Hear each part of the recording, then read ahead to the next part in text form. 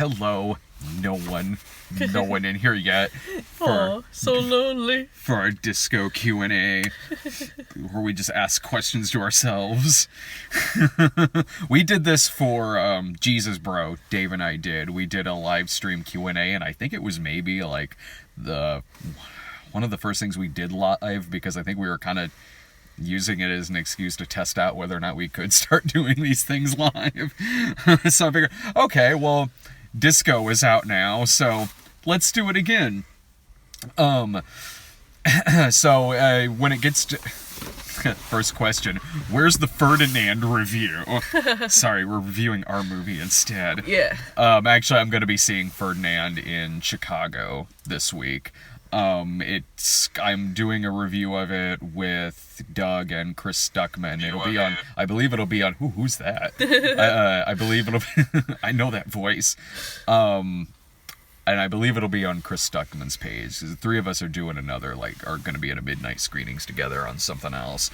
Anyway, soon enough, yeah, we'll be taking some questions on disco. But since it might turn into like a general Q&A at some point, because way more people have seen Jesus Bro than disco. So I don't know how specific a lot of the disco questions will be. But if you do want to see disco, it is exclusive just to our Patreon page. It is just there. It's not going anywhere else but there. It is Patreon exclusive. And our Patreon page is patreon.com/thecinemasnob. And I've gotten frequently asked a few times, like, so I have to pay multiple months to see this movie? Like, no, I mean, unless it takes you multiple months to watch the movie. How much it is on Patreon is as much as it would be if it were on DVD. So, no, actually, it's not $20 to just rent the movie. I saw that on there. It's not an embedded video. It's a link. It's a digital download. You'll be able to download, and you'll be able to keep the movie and do whatever the hell you want with it. So it's not just rental. Once you are done on Patreon, you still have the movie, unless you deleted it because you hate it. Plus, like, doing it this way was how you were able to get the soundtrack that you wanted? Well, doing it this way is how I was basically able to just kind of do whatever I wanted with the movie. The movie's not going to be on DVD.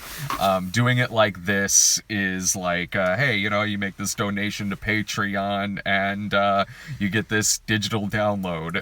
So, yeah, just having it not really be on any kind of video network, and just having it be like this free gift, Patreon donation, but whatnot. Yeah, I was able to do really anything I wanted with it. And there have been video platforms that we've had our older movies on before that are still on older platforms, that are still on platforms. Well, actually, technically no, because I think VidMe shut down today, but they'll be moved somewhere else at some point. But this movie had a much larger budget than our older movies.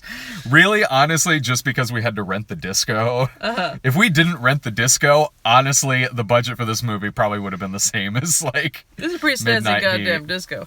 Let's answer some questions, won't we? Yeah. A couple people have asked how long it took to film. Actual shooting days was like, we had a rock block of about 3 days in Chicago for when we had the actual disco, and then there have been a couple little half days since then, but there was the one main day where we were shooting for 12-14 hours. We had the disco for 12 hours. We shot it at this place called Disco Chicago, a discotheque that's in the city, and we had that rented out for 12 hours. So we had to shoot everything that takes place in that disco, which is 80% of the movie. We had to shoot in this 12-hour block, which sounds like it would be really crazy. And yeah, it was a busy day, but I wasn't really that worried about it, because my experience is micro-budgeted directing, just pointing and shooting, getting a few takes and moving on to the next thing very quickly. It requires zero setup. It requires not really having to move anything other than I'm holding the camera and have to turn and point somewhere else. So I knew I could shoot 80% of this movie in that block of time. And then afterwards we went over to a couple because we only had Lewis for a day. So we had to shoot all of Lewis's scenes in this day, including the parts with you guys in the cab. And yeah, poor dude had to leave at like 3:30 the next morning to catch his airplane. I'll get to some Lewis stories. But yeah, so that was the main day, and that was like 80% of the movie. And then we brought Bianca down here from Chicago to shoot for a night, and then I had a rough cut of the movie put together, and there needed to be some extra things added here and there, so we added a couple of days on top of that. From starting filming to ending was, when did we shoot the main stuff? Like October? Something like that. September or October or something like that. So that was when we started shooting. So yeah, it was a few months, but only like 5 or 6 actual shooting days. It just had to revolve around some schedules. And the reason I still have the facial hair that I have from the movie is because 2 days before shooting, I added in that scene with myself and Nick. There's a scene in the movie where my character and a bagman that Nick Foster plays is in an alley, and I end up robbing him of this bag of drugs. We shot that like a day or 2 before I released the movie, so I had to shave back down into this. Someone asks, does Lewis curse in this movie? I mean, he was F-bombing, wasn't he? Somebody asked him that on Tumblr as well, and his answer to it was, "Oh Lord, yes." And maybe he does a couple of times, but I don't think he's a character in the movie that, like, my character curses way more than my character and Farad's character, I know, curse way more than his character does. Maybe he does a few times in it. He doesn't curse in his reviews, right? Not in Atop the Fourth Wall. So it could very well be he's just not used to cursing, so he did it a couple times and it seemed like a lot, whereas, like, I'm used to being in your movies where the curse words are used like punctuation marks, to the point where when we were shooting Jesus, bro, I was like ad-libbing some fucks in there, and Ryan's like, Sarah, and you're playing God, baby. Too, in this movie. Lewis does curse in real life. He does. Like, he just doesn't on his show, but in vlogs and other things and in real life, he definitely curses. Like, there's a supercut of Midnight Heat where it's all of the F-bombs from the movie and variations of it. Let's cut to it now. It is. I wish I had that technology, because it's amazing. It's so long, and it's like 200 sometimes. It's ridiculous. But yeah, the plot of the movie, I should say the plot of the movie. The plot of the movie is, the way I envision this movie is that it's a melodrama that takes place like in a universe of an exploitation film. So it kind of is. It's sort of like in this universe where there's this sleazy stuff with some drug dealers going on. What if there was like this rebonding melodrama story with these 3 sisters who haven't seen each other in a long time? There's this whole sleazy subplot going on. Yeah. Like, my character has no idea because I'm too busy squabbling with my sisters. Yeah.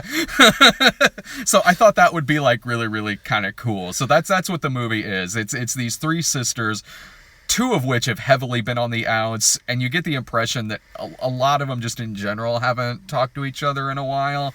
And then they have this night where they go out to this disco to kind of maybe sort of rekindle their relationship, but a lot of the 3 sisters are the main characters, but there's all this kind of ensemble stuff and stories going on. There's your character and Lewis's, who were husband and wife, and he's a total dick.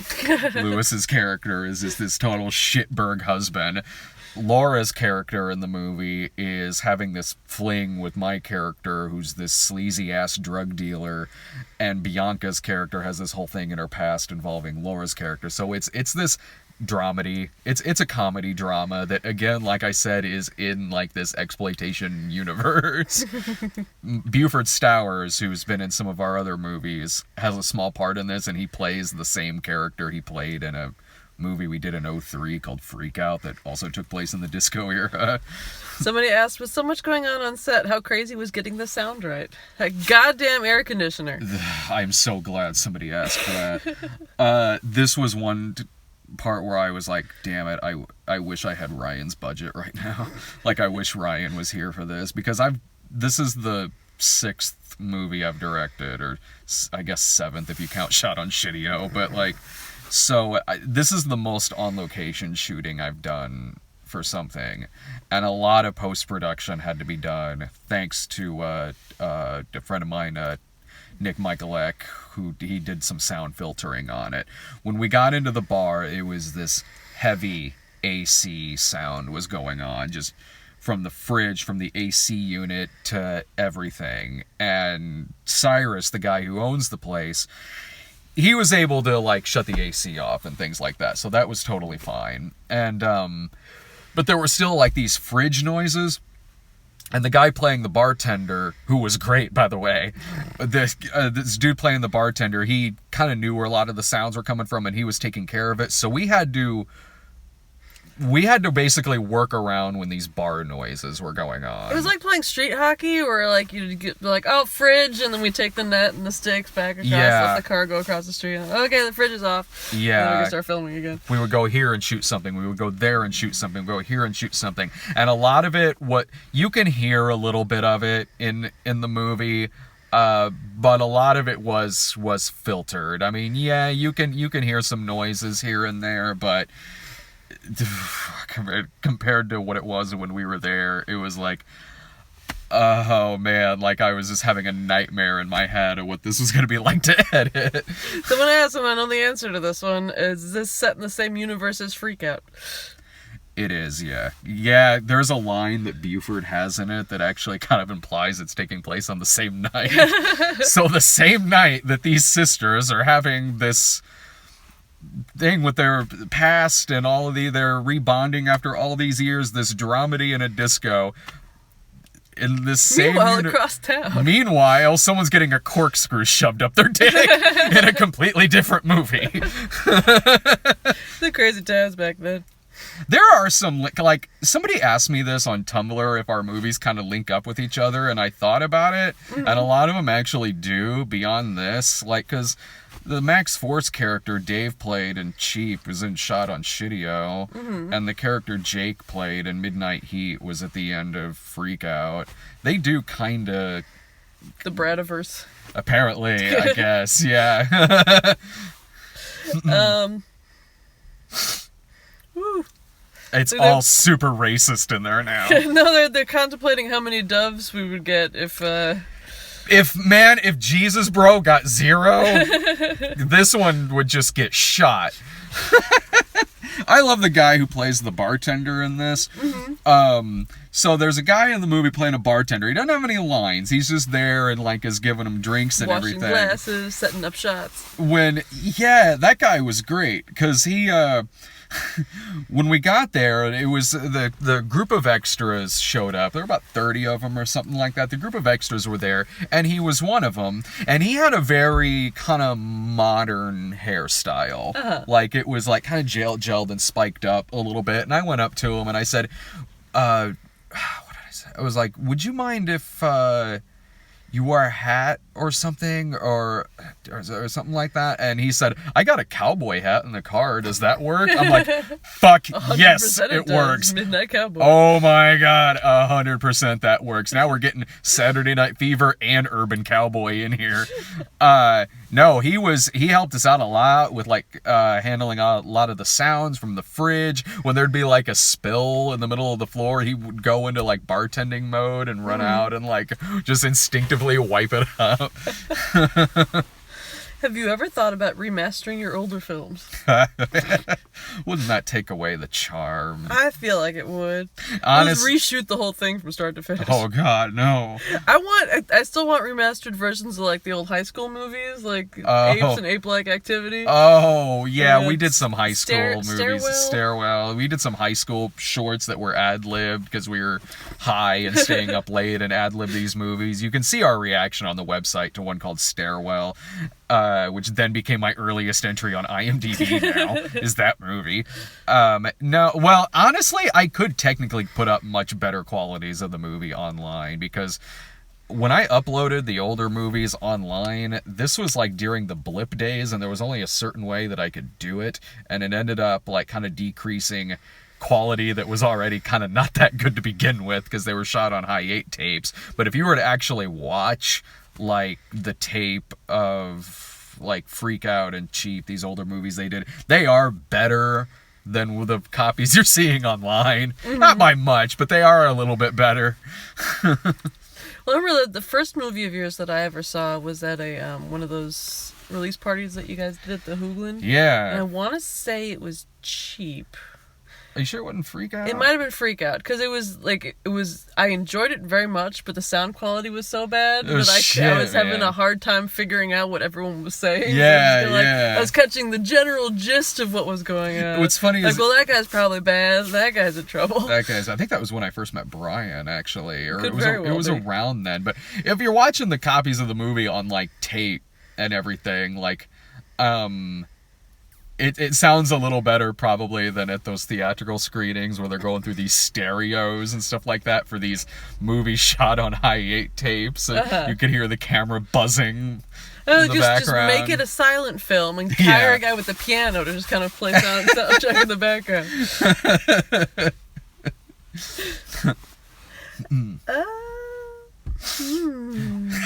Not about me, not about me, not about me, not about me. Boring, boring, boring. Boring, boring, boring, boring. Again, if you want to see the movie, it's exclusive just to our Patreon page. It's at patreon.com/thecinemasnob. There's a couple people asking what you would do if you didn't have Patreon, and I feel like that's not a concern, right? Because... no. What would I do with this movie? Are they asking like a hypothetical if Patreon never existed? I think it's like there's one that asked if you got banned from Patreon. Banned from Patreon? Oh, if I got banned from Patreon? Is that I don't know. They have porn on there, so like, well, just don't put porn on there. Shit. I would, if Patreon didn't exist, I'd throw the movie on something else. Here's a loaded question. Who's your favorite person to act in your films? I'll do earmuffs. How about that? Well, you, of course. That's right, bitches! No, I was so glad we got Bianca back on this one. God, same here. Because she always does a fantastic job, and I think that she was wanting to get back into acting a little bit, so it was good to have a thing to put together. But plus, it was kind of like, you had Bianca, who's in your old movie, and then this being the first one for Laura. Yeah. I think we had a good spread of, like, veterans to newbies. Yeah, I mean, Bianca wanting to come back and act in this is really what kind of drove me. Two things really drove me to make this movie this year. One, that, because I haven't directed anything since Hooker with a Heart of Gold. But other than that movie, she was in all my other movies except for Freak Out, because I didn't know her when we made Freak Out. Otherwise, she would have been. But being able to work with her again, especially in this kind of movie, gave me a lot of drive to really do this movie this year. And we've been even talking about other projects we want to do in the future too, to get back into that kind of filmmaking like we used to, except not as corkscrew up the dicky maybe as those. Also, the fact that this was the 40th anniversary. This year was the 40th anniversary of Saturday Night Fever, and I'd been wanting to do a disco movie for a long time. Someone asks why Farhad isn't in more stuff. He's hilarious, and Farhad agrees. Asked by Farhad. Asked by not Farhad Winky Face. I'm gonna get into this in a second because Farhad has my favorite outtake from this movie. Because I was in tears with this, but since I've known Farhad and we've been working together through Channel Awesome, I've wanted to have him in every single one of our projects, but we've only had a couple of projects since then. There was this, and there was Jesus Bro, and before Jesus Bro, I think Shot on Shitty-O was my last movie, but that was actually made like 5 years ago. But so, okay, there was a part of this movie that was that Doug shot. If you've seen the movie, there's a part where Farhad's character, who's the DJ at the disco, is on the phone with Allison's character, Allison Pregler. She plays the lady who owns the disco and is also like this drug dealer boss lady, and so she and Farhad are on the phone with each other a lot during this. And with Farhad, we were gonna get all of his scenes shot there at the disco, but we couldn't do those phone scenes. So I said to him, I was like, I know this is gonna be a pain in the ass, but can I bring you to Springfield sometime? And Doug offered to just shoot that side of Farhad's phone parts himself. So Doug shot those phone scenes with Farad. And so there were 3 phone scenes with Farad that were added later to kind of flesh out a few things. And the one that was always in the script was the very, very last one. And there was a part of the conversation in one that was added that, like, completely, like, contradicted something that he said. Like, in the last one, like... because throughout the first 3 phone conversations he's having with Allison, he's talking about my character, and he's saying, Vince is a really good earner. Like, maybe we should give him another chance. Maybe we could at least try to get some money out of this girl that he's been sleeping with. Let me see if I can give Vince another chance, blah, blah, blah. And it's going off on that. Cut to the last phone conversation, which was the one that was always in the script, in which Farad's character suddenly goes, "Take care of the motherfucker. I have zero confidence he'll pay me what he owes me." And watching those back to back, I was just in tears laughing at it because it was such a drastic change. He even mentions that, like, in the raw footage. He says to Doug, he goes, "This is a really 180-degree opinion I'm having towards his character." And Doug goes, maybe, like, I think something probably happened between these 2 conversations. No, nothing happened. Nothing happened between those 2 characters and those conversations. So I had to trim that conversation at the end.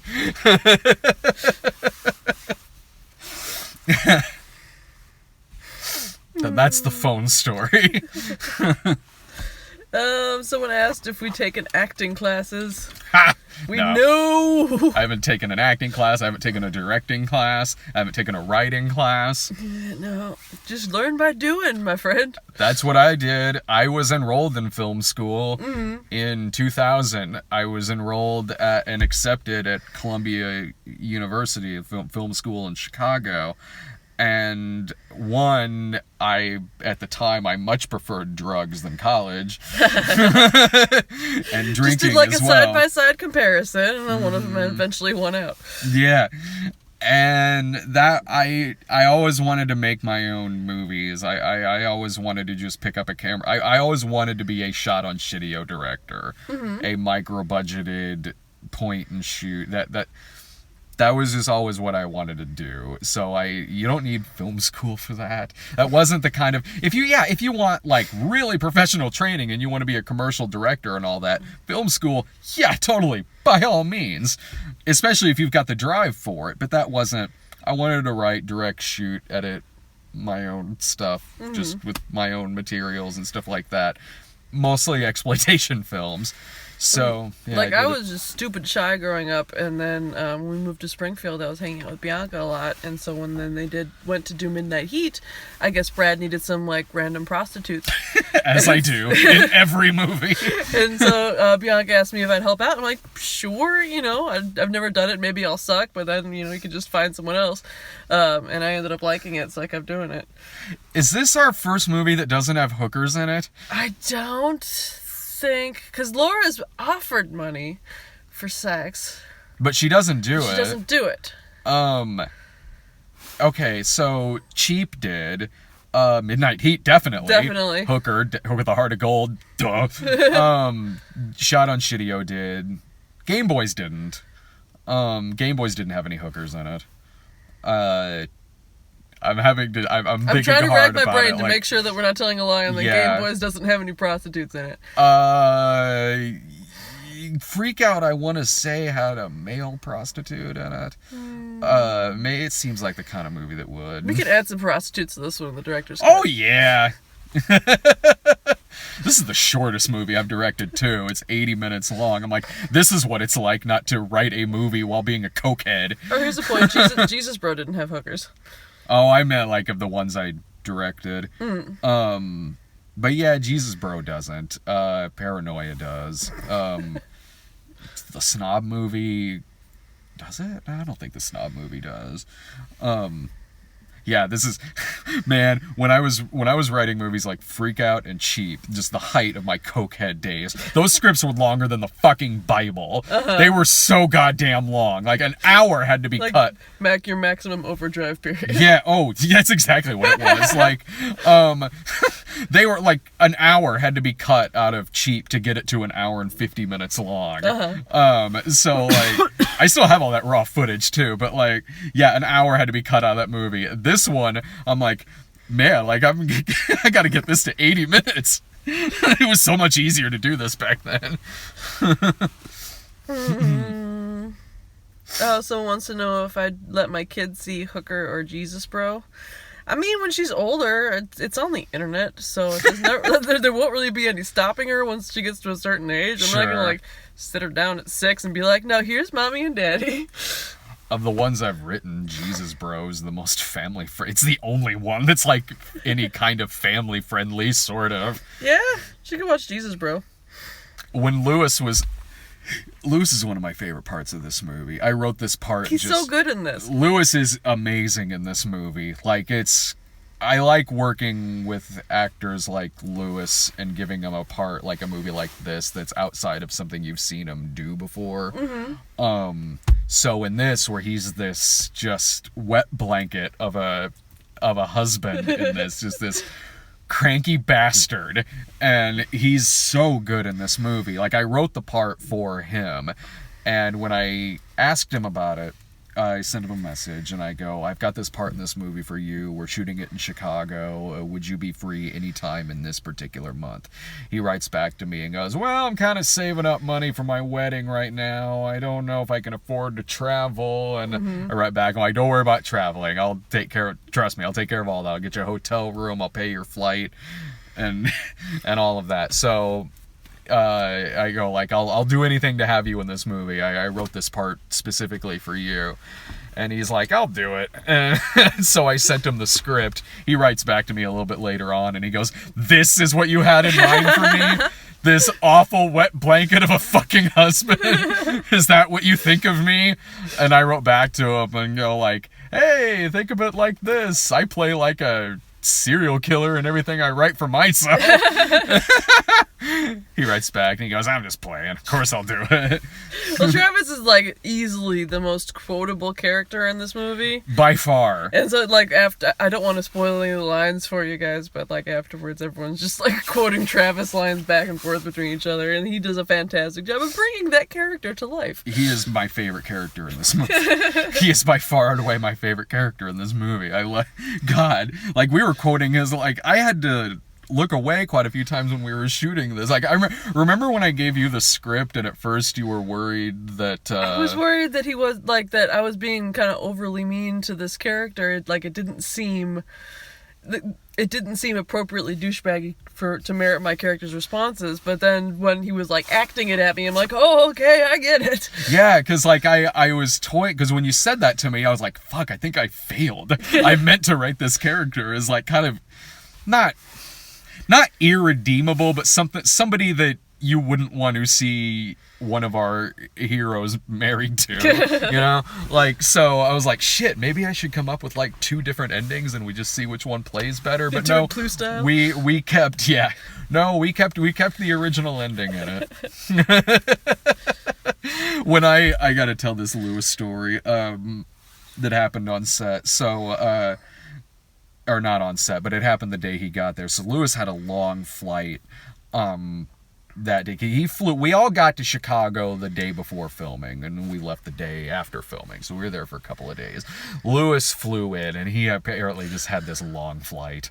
Like he showed up at the hotel just looking like he had been on a plane for like 12 hours, even though it was just like 30 minutes maybe. But it looked like he had a long day. Mm-hmm. So you guys were out having dinner, and I stayed behind to meet up with Lewis. Lewis and I went to this pretty fancy restaurant across the street. I can't fucking remember the name of it, but it was a nice place.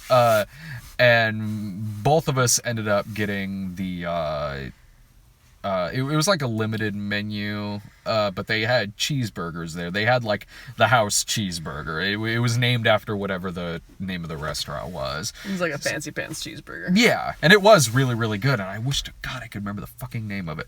Bin. I think that might have been it. BIN. I think it was called the Bin Burger. Okay. Is what we got. Again, nice place. So I got mine with all the toppings that were on it, and Lewis doesn't like toppings on his burgers. He just meat and buns. That's what he likes. So he goes, I don't want anything on top of it. None of that. I just the burger just by itself. And the guy's like, yes, okay. Goes back. When he brings us our food, he brings me mine, and then he puts Lewis's out there, and there was literally nothing on top of it, not even a top bun. So it was just bottom bun, patty, nothing on there. Lewis looks at it and goes, well, I at least wanted a top bun on it. The guy's like, oh, I'll take it back. Takes it back. When he brings it back out to Lewis, they also put cheese on it when they took it back there, and he's like, well, now you put too much on there. I'm like halfway through my burger at some point. I asked Dave later on, I go, do you think they were fucking with him? Dave's like, I guarantee they were fucking with him. Just watching it looked like that scene from Batteries Not Included where the robots are trying to make cheeseburgers and they're doing it wrong and they're putting the meat where it shouldn't be, and then a toothpick on top of that. Eventually he got to eat after I had finished mine. There's a couple other stories that I probably shouldn't say. Well, this is my first time meeting Lewis, and I'm looking forward to it, because I've heard stories about him being a fun guy. He's very fun. And so I really I enjoyed acting with him, and I thought he was like really nice when we were just like hanging out. I know it was kind of a stressful situation, but he was, I think, professional and amicable. Yeah, all movie shoots are a little bit stressful. Well, it's rife with potential awkwardness when it's like, hello, I'm meeting you for the first time, now we are a married couple. Oh, yeah. Okay, yeah. Well, it was great having Lewis and Doug on set, because I have directed a handful of movies before, but never really anything involving crowds. Mm-hmm. This was the most experience I've had with working, in a main location like this, outside from some little locations here and there and some of our older stuff that were kind of just guerrilla shot, and also directing with extras and things like that. So it was great having Lewis and Doug on set, because both of them do have experience in working with extras. Doug on his movies and sketches and shows, and Lewis on his shows and his movie. So they were really keeping an eye on the crowd and everything by entertaining and engaging with them. That's sort of crap that I'm terrible at because I'm socially awkward. Yeah, they were being entertaining with the crowd, and also they have big booming voices too. So when I was talking with the actors and about ready to say action, Lewis and Doug would usually be the ones to say quiet on set or something like that. So it was great having those two there, and they're very, very funny in the movie. Someone asked a little bit ago whether you and Doug are rivals or if you are brothers. We are brothers. Brothers in battle. We've grown very, very, very close over the years. We help each other out a lot, and whether it's him acting in my stuff, and then he does it, and then he'll advertise the stuff of mine that he's in. He'll do commentaries, and he's always game and super nice for that. A day before we were shooting this movie, I gave him a call because it turned out there were a couple of things I needed in terms of some props. So I asked if he could get some of the prop guns from the studio. And also because it was last minute that we were shooting those house scenes with Lewis in Chicago. Because originally the idea was we were going to bring Lewis down to Springfield for an extra day to do the house scenes here. But it just kind of worked out with Lewis's scheduling because he was getting married. So it just sort of worked out that we shot those things in Chicago. So I called up Doug to see if he knew any place that we could shoot, and he was instantly on it. Like he was instantly on it, and he got back to me later. So yeah, we've always been very, very, very close. There's a bot who wants a spanking. Someone wants spanked? Well, you guys can take care of the spanking. That's a different perk on Patreon. I believe that's the $30 one. Yeah. We will personally We'll send Brian Lewis over to your house, so he'll give you a nice spanking. They want to know if you've collaborated with Rob. Absolutely. With who? Does Brad collaborate with Rob? Rob Walker? Yeah. I have a story real quick. Yay! I don't know if I told you about this. So 2 days ago, there was a number, or I got a phone call, and it said Rob on my phone. So I'm like, okay, Rob Walker's calling me. So I answer it, and it's this Tommy Wiseau impression, which I still thought it was Rob at this point, because sometimes he will call, and the first couple things he'll say is, like, maybe he'll pretend to be Belloc or something, and be like, Dr. Jones, or something like that. So at first I thought, okay, that's what this is. But then this bit did not end. It went on for 5 minutes. And so, granted, it wasn't the entire 5 minutes that I thought this was Rob talking to me. In the first 30 seconds, I was like, is he drunk? Or is this a prank call show they're trying out now, where they're calling people to coming up next on how long can we do this? Like, I guess I'm okay. Just sorry, finish your story because I had a thought. So it started hitting me. This is not Rob. But I'm like, why was it his number? Like, so I'm like, what is it? So I was playing along with it. I was like kind of legit answering everything this Tommy Wiseau impersonator was asking me. I was like trying to like legit answer these questions or something. And then 5 minutes in, I was like, this is just gonna keep going. Like, so I think I said, all right, who is this? And then they're like, gotta go bye or something. I'm like, all right. So then I immediately got on the computer and wrote to Rob and went like, so I just got this weird phone call, and Rob's like, was it somebody pretending to be Tommy Wiseau? I'm like, yes, it was. It was, actually. He goes, yeah, a bunch of us have been getting that. He goes, Doug's got this whole 5-minute voicemail on his phone about it. I'm like, it was showing up as your number. And he's like, wait, really? Because at first because I said to him, I was talking to this guy for like 5 minutes. And then Rob goes, you answered the phone? I'm like, yeah, it showed up as your phone number. I sent him a screenshot of it. And he's like, maybe they have some kind of like, I think there's technology that can do that, where you can pretend to be from a different person's phone number. I think there is, but Rob sent me the number it showed up on their end, and it tied to some The Room hotline or something like that. I'm like, well, that was my afternoon. I was trying to think, like, halfway through your story, you're talking about, like, trying out, like, a quiz prank show. I'm trying to figure out if you would be the best or the worst person to call if I was trying out a pranks show, because on the one hand you'd be like, all right buddy, just be kind of chill about it, not even a little bit flustered, but on the other hand you would engage with the prank caller and have a 5-minute conversation with them. So I think it's 6 of one, half dozen of the other, especially in a situation, because if it showed up as an unknown number or something I didn't recognize, I wouldn't have answered it. Like, I see that all the time where it says, like, unknown number. I'm like, who are you fucking kidding? Like, calling me. So, in a case like this, like, I started out thinking it was Rob, and then I was like, Rob does a way better Tommy Wiseau impression than this, unless it really was Tommy Wiseau calling me. So it says, I feel like Dave would be the best one to prank call, and I agree wholeheartedly. Mike Rudolph. You guys used to be so mean to him under the guise of pranks. Like, oh yeah, we used to play this awesome prank on Mike where we'd, like, sneak up on him in the, like, 6 o'clock in the morning and jump out of a tree with a gun on him. Hilarious! Well, we didn't wear masks.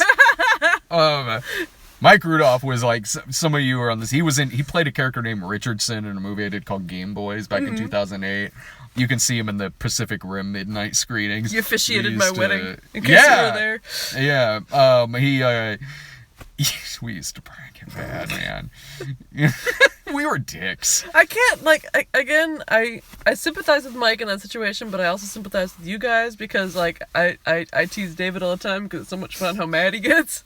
Yeah. So I understand the impetus.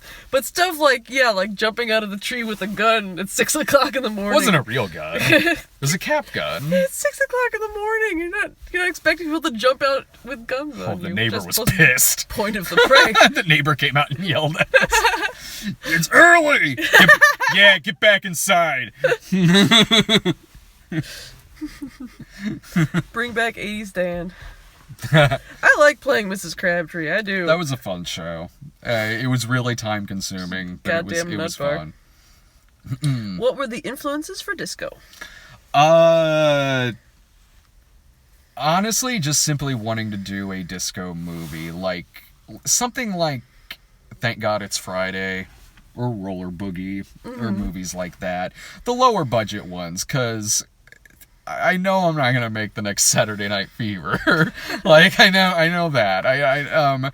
But so I was like, okay, I would like to do something relatively dramatic, especially now that I've gotten older and I'm not doing, cokehead movies like Cheap anymore. As much as I love those movies, and as much as there's always going to be bits of exploitation in about everything I do, I did want to do something a little bit more dramatic like Saturday Night Fever, but I know I'm not going to make something as good as Saturday Night Fever. So I'm like, something that's where it really came from, about like doing this dramedy, but it's kind of in this exploitation movie universe. So yeah, a mixture of a lot of different things. The movie's a mixture of a lot of different things. Stuff like, Thank God It's Friday, which is an ensemble movie that takes place in a disco, or even down to things like Disco Godfather, especially with the character Farad plays in the movie. Yeah, there was, because most of us don't know from disco movies near as much as you did. So at the beginning of the day, at the, that we were shooting at the disco, that we noticed that there's a lot of parts in the script where it's like, so-and-so just dances for a couple minutes, and it's like, so we were just like all clustered on my phone watching like old Soul Train videos. Yeah. When you get okay. Yeah, no, it's a lot of shoulders, right? Yeah, a lot of. You can even see that in Saturday Night Fever, where the people who aren't John Travolta or Karen Gorney or all those people, like the actors who are just there, are dancing like you would expect people in a disco to be dancing, and that's how I wrote this movie, because I'm not a dance choreographer, so like... No, we weren't doing like backflips on roller skates or anything. Yeah, I knew that I couldn't...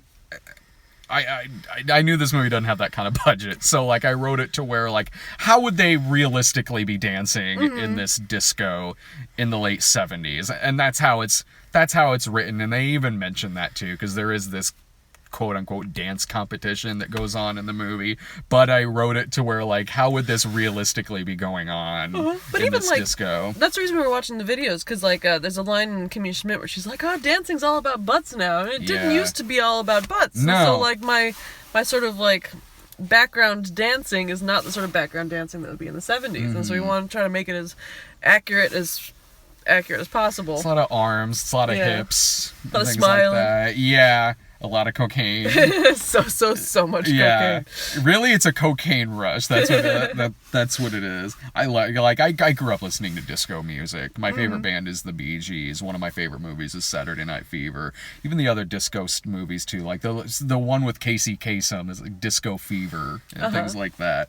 I grew up on these movies. I have an unapologetic love for disco music and all of that. My mom was huge into disco, so it is a genre of music that I grew up listening to and have always loved, and it's always made me happy, and I've always found it really sexy too. I think it is sexy music.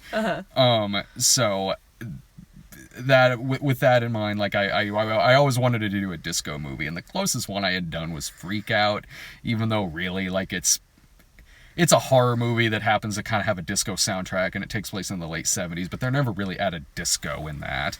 I wanted to do like a discotheque movie. So, and with this being the 40th anniversary of Saturday Night Fever, like I was like, okay, I want to do this movie this year. Someone wants to know next films in the work, any that you're interested in doing? There's two things, because really Ryan and I are kind of setting this up to where every other movie is a bigger project, like Jesus Bro, and the ones in between are the stuff like this. Yeah. so like the bigger projects are the ones that Ryan helms and takes care of all of that, and movies like this are where it's like me as writer director and then a bunch of fake crew names because there is no crew. So in terms of that, Ryan and I are working on a parody film of Hallmark Christmas movies that's called Baby It's Cold Outside. We're working, and it's darker than Jesus Bro, because we're like, all right, Jesus Bro had to be a PG-13 because that's the kind of movie we're parodying and we want it to mimic that. This is one that's written to be like a little bit darker and a little bit more nihilistic. Like a creepy sort of, or like a it's a horror romantic comedy. sort of. Okay. Yeah. I mean, well, it's a parody of those Hallmark romance Christmas movies, and it gets kind of dark and sinister. I mean, it's called Baby It's Cold Outside. Like, you can kind of see where it might go in that. Like, and also Bianca and I are the next like zero budget movie I want to do. Bianca and I are wanting to do a movie that's about her character that she played in Midnight Heat. Like, it's not an 80s movie. Like, it's not an 80s movie at all. It's not even a thriller like Midnight Heat. It's another dramedy, and it stars the character she played in that movie just several years later. So that's one that because she's always said that's her favorite of the characters that she's played. So the idea of kind of returning to that character in a different genre, in a different type of movie, sounds really cool. Yeah, right on. I could tell her I'd do a spin-off of her character from Game Boys, because that's her least favorite character. Bring back the British accent. You love doing it so much. I've decided to make a Sally movie instead. Gotta ask Brad, do you start all your movie projects with the title and go from there? Only Hooker with a Heart of Gold. Yeah, Hooker with a Heart of Gold was made because of the title. Freak Out didn't have its title until a quarter of the way into shooting it. There was a bunch of different... I can't remember the other ones, but there was a list of some. And the one that I like that stuck out is like, oh, Freak Out's not a bad title. And then I think Buford said, yeah, I actually do really like that. I'm like, cool, that's what it is then. Done. They come up pretty early on, like, because Cheap came from the tagline to the movie Snuff. Midnight Heat just sounded 80s. Brad says, I think Jesus Bro was a title first. Yes, it was. It was. That title came early on in the Cinema Snob movie.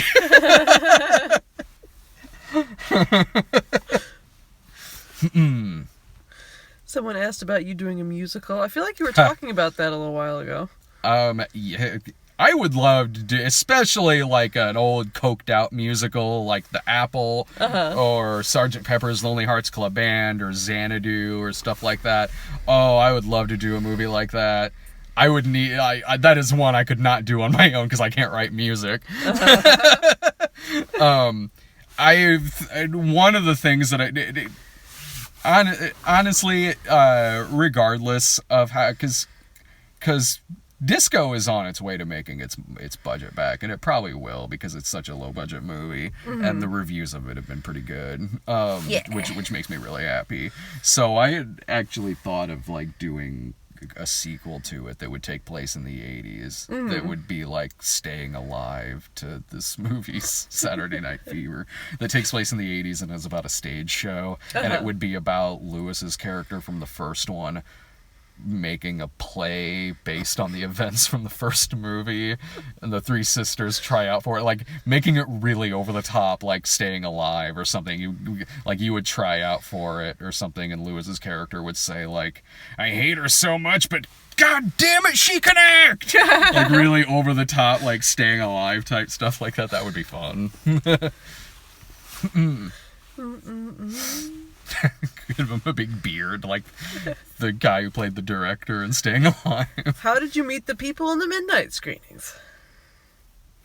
We met through Aaron. We did. My friend Erin went to college with me for the brief amount of time I was in college, and then she moved to Springfield, and I kind of got bored of the place where I was living, and so me and Brian moved here after, and she had met Brad at a Walgreens because she was working there at the time, and Brad walked in with like his hand wrapped up in a napkin and just blood pouring down. Yeah. And she's like, Jesus Christ, what happened to you? And he's like, oh, I cut myself making a sandwich. She's like, oh, did you save the sandwich? He says, yes, it was delicious. It was delicious. Apparently there was this old lady behind me looking horrified that Aaron asked that. So, yeah, that was how Dave and I have been best friends since he was born, which is like 83 when he was born. Irving and I met through just hanging out at the bar back in the day, and we'd been friends since then. Me and Bianca met because she was dating Alex Shryock at the time. Yeah. And it wasn't long after that she and Dave were together and we were making our earlier movies. But that was when she and I met. Oh gosh, who else am I forgetting? Anyone? Brian Lewis. Oh well, I mean, I met you and everyone forgets we Brian. We hung out for quite a while before you even met Brian because he was really he would never go out, and I'd go out drinking with Bianca all the time, and like every once in a while we'd finally convince him to go out, and then it's like, oh good, Brian can make friends because they're the same goddamn person. I thought you and I met the same time as Brian. I thought you and I met the same night we all watched The Wall and Doctor Strangelove. We met before that. We did? met out at a bar because... Was I drunk? You were drunk. Okay, that's... Because I had like the best goddamn conversation starter. I walked up to you and I said, Brad, do you think Push the Button Frank is a reference to the movie Push the Button Great Max? Race? And you said yes, and Yes, we talked about the Great Race for like 20 minutes. It's Push the Button Max. Was it Strangelove or was it The Wall? Because we watched them both. Yeah, we've definitely watched them both together. Yeah. The Wall is one of my favorite movies of all time, and I understand objectively it's not great, but I love Pink Floyd and I love cartoons. And I love vagina monsters murdering a man. When I pitched Disco to you, I said, I got this movie that I want to do. It's been written for a while, or at least a version of it's been written for a while. A lot of it, for budget reasons, had to kind of be taken out and condensed a little bit. But what was it? I pitched it to you. It's like, oh, it's about these three sisters, and they're kind of on the outs. And they have this night at a disco, and these crazy things happen with, like, the husband and the drug dealer boyfriend and things like that. And it was great, because, like, I mean, it was a legit question. When you asked me, what was it? Like, if I thought I could write a movie with 3 female lead characters. I mean, yes! Well, because it's writing a movie for 3 female lead characters who are sisters. Yeah. And you don't think I could do that? I think that you did with tenacity and aplomb. I was just questioning because it would seem pretty far outside your wheelhouse. It was a fair question, because while I have done movies before with female lead characters, they are total exploitation films. Sisterly melodrama, yeah, that was outside the wheelhouse a bit. I think I joked to you and said, like, yeah, they're just sitting around eating yogurt for 90 minutes. Like, isn't that... Just laughing with salads. That was that fucking Christmas movie I watched last week, A Christmas Kiss, where she's with her friends and spontaneous slumber party. They're eating ice cream in one scene. What is with her taste in men? They're drinking Cosmos because someone watched Sex and the City that day. Oh dear, oh dear. How did you meet Doug Walker? We met during Kick-Assia. I mean, we knew who each other were, but because we both started out the same year. Our shows both started the same year, and I joined Channel Awesome a little bit before Kick-Assia was made, and we first met on set of that movie, like at the hotel, and all of us instantly got along really, really, really well.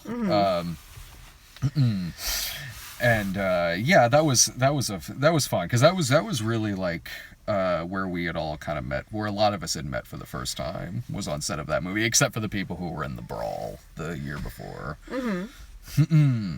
So I mentioned this movie does pass the Bechdel test. Does it? Yeah. Well, that's good. The only reason... Almost immediately, because it's like all our characters have names, and we're talking about that damn sister of ours. No, real quick, I mean, I have like Doug and Kick-Assy to thank for a lot of roles I got afterwards, because he was nice enough to write me a pretty big part in that movie. Having just joined that site only not long before then, he gave me one of the bigger parts in that movie, and I was able to get some more smaller stuff and cameos and things like that, and some other things. The only reason why Hooker with a Heart of Gold doesn't pass that test is because Hooker doesn't have a name. Which is, I'm like, but it's for stylistic reasons, damn it. She has a name, just the audience doesn't know. Okay, there are 3 reasons Hooker with a Heart of Gold doesn't pass the Bechdel test. Is there? There's 2 reasons. The first reason is because I don't have a name. Again? And the second reason is there are only 2 female characters in that movie. There's you, there's Jillian, there's Carrie. I forgot about Carrie. Does Carrie ever interact with Jillian's character? No, yes. Well... Do they ever talk about not a man? They are in a scene together, but Carrie's character's dead. She's like a corpse. Okay, so they're not really talking about much of anything. But you and Jillian have scenes in it where you're not together, aren't you? Because when you and Jillian There's are talking... There's the scene where I'm talking about how I'm in trouble and need a place to stay. And where you're talking about your family. Yes, but I still don't have a name in those scenes. Okay. Which means I think I should get a gimme for that. I don't think that's how it works. Like stupid glasses. Someone asked, can you explain that test again? So the Bechdel test is you pass it if you have 2 named female characters who are talking to each other about something other than a man. That Lifetime movie I watched the other day didn't. Well, there's a caveat where it's like, just because you pass the Bechdel test, it doesn't not mean make anything. you like. It doesn't mean anything. It's just a thought experiment. Yeah, in fact, I think it originated as a joke or something like that. Yeah, like, it's Alison Bechdel, she does Dykes to Watch Out For. Yeah. It's just kind of one of those fun things.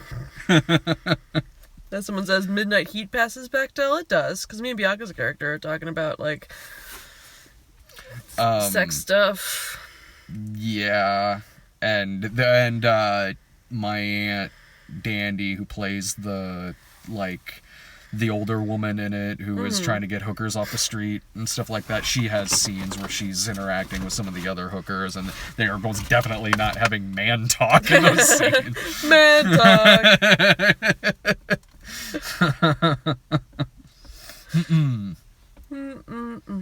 Someone wants to know if those Christmas pajamas are comfortable. No, they aren't.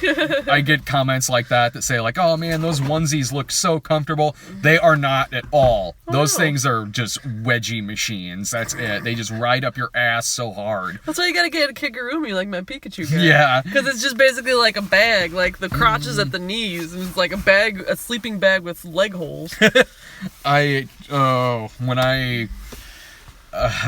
When I get done shooting snob episodes in those, I take those off immediately. Those are not comfortable. None of them have ever been comfortable.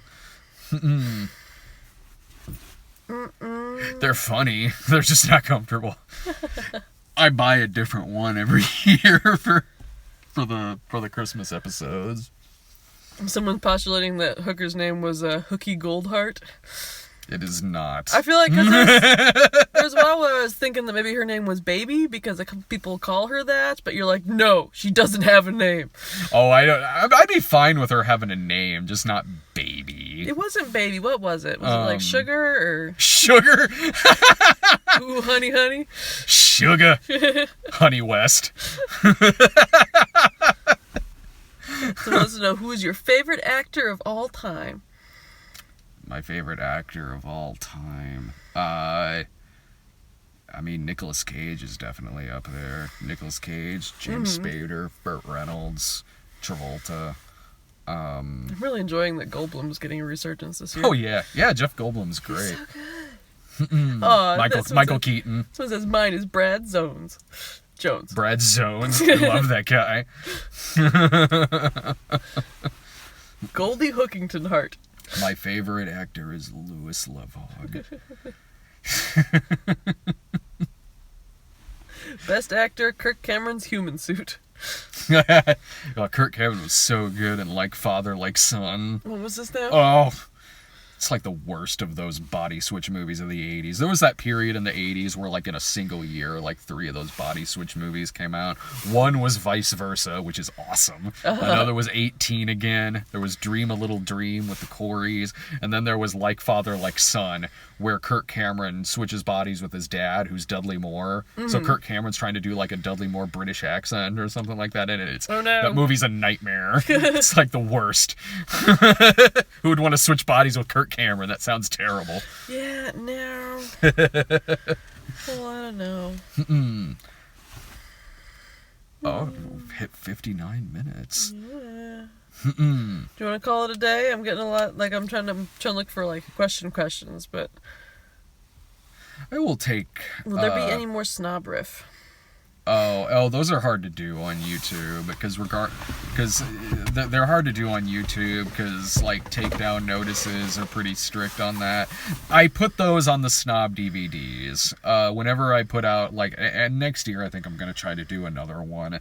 The 2 snob DVD exclusives that are out, Nudies, Rudies, and Crudies, and Unerotic Fantasies, those have snob riffs on them. So whatever DVD I do next year, which I will either be like 70s devil worshipper movies or Nazi-exploitation movies. Might do Nazi-exploitation movies. I can call it the Cinema Snob Punches Nazis. Those will have snob riffs on it because they always do. There's one person who's doing a film review of Disco. Oh. They want to know if you would mind if they use a couple clips. It's fine with me. Brad says okay. Yeah. I mean, how much of a hypocritical ass would I be? It's like, no, man, you can't. Don't use any clips of my movie while reviewing it. How dare you?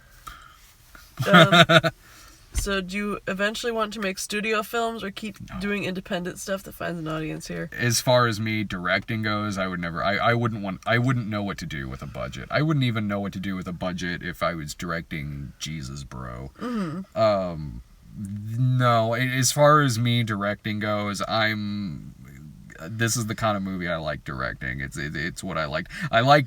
It's fun to do this kind of thing with that small of a budget and making really, really good what are effectively shot on shitty movies. Mm-hmm. That's really fun to me, and it is challenging. So writing a studio movie, that would be one thing, like, sure. Even acting in one, yeah, definitely, because I do love acting. But directing wise, I'm good with. There's a reason why. That sounds really stressful. It's like, that's not for me. Like, I would find some way to fuck that up. More drunk Brian, man, he had to stop doing that. It wasn't good for him.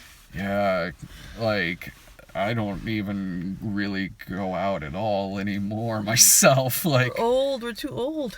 Yeah. Do your own drunk Brians, like in the comfort of your own home. Do that in the comfort of your own home. I can't do that shit anymore. I get too hungover. Like, hungover, sick, depressed, all that. It's just not fun. Any nudity in Disco? Is Lewis naked? Would you ever try to get Lewis naked for a film? Oh, I would. I wrote a Fat Grandma cameo with him once. It was for a couple of years ago, I think it was one of the Christmas episodes, where Fat Grandma is talking to Linkara, and what I originally wrote at the end was that Fat Grandma disrobes, and you see the robe come down around her ankles, and then she goes, "Now take me!" or something. And then I paused, like, he's not going to do that. So I still left in the disrobe thing, but I added, like, "Now give me a sponge bath, sugar," or something like that. And I was like, I don't even know if he's going to do that. The only thing he objected to, this was weird, like, I was expecting objection, but, like, so, the one thing he objected to is originally in the script, okay, Fat Grandma disrobes, has a robe around the ankles, and, she goes, "Oh, give me a sponge bath," and then, then in the script, Linkara's reaction was like, or something like that, and he changed it in the takes because he thought like, it feels like I'm being forced to give her a sponge bath against my will, or something like that. I'm like, I wasn't like, well, okay, he kept in the disrobing bit, and he changed it to like, one of the takes he changed it to was him shooting her. I'm like, how is that better? Like, and plus, oh no, shoot fat grandma. You are not getting away with killing off fat grandma, sir. I see what you're doing. No, like, and then there was like, no, or something. I think the one I used was him screaming like, no, or something. That's what, I think it's one of the Christmas episodes. There's a couple people calling for a fat grandma movie.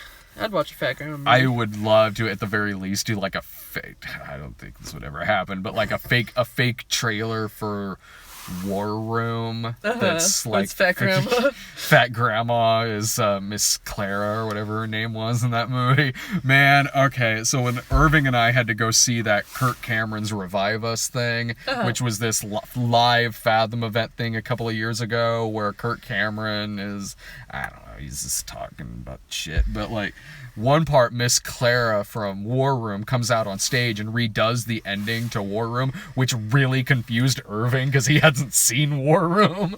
He's like the one of us who didn't see that movie. So when that happened, he was sitting next to me like so confused as to what was going on. This old woman coming out and the music playing, going like, get in your prayer room and things like, he's like, what's happening? I had to lean over like, oh dude, this is the ending of War Room. Spoiler alert.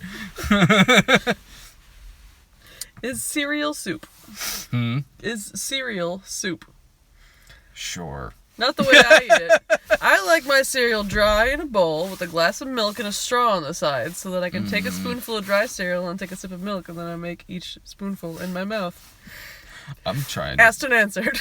I'm trying to see what Dave's looking at on his phone in there. Is he watching us? I don't know. He's just flipping through something. It looked like Tumblr. I can't tell.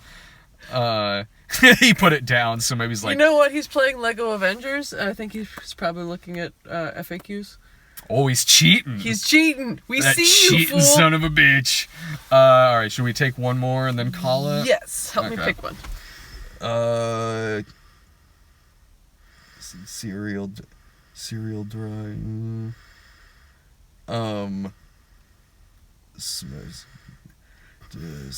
dry. Hi, Dave. Jeez, I don't know. What else have we got? Here's a loud one.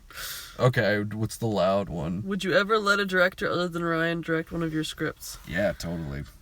The end. Goodbye, everybody. The end. Yeah, of course. I mean, it would depend. Like, yeah, I would. There's certain projects where, like, I write them specifically to be like a me and Ryan project, and then there's ones like Disco and Hooker and things like that where they're ones I want to write and direct myself.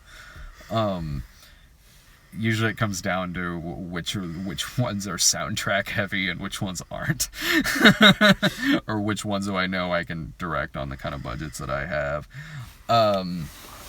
So, okay, if you want to see the movie, it's exclusive just to Patreon, and it's a download. It's a download link. So it's over at patreon.com/thecinemasnob, and on the description for this, over on our site, thecinemasnob.com, I'll put a link to it in the description. But anyway, go check out our movie. I hope you like it. Thanks for watching. Thanks for asking questions. And see you whenever the next midnight screening is going to be. Bye, guys. See ya. Bye, Frog.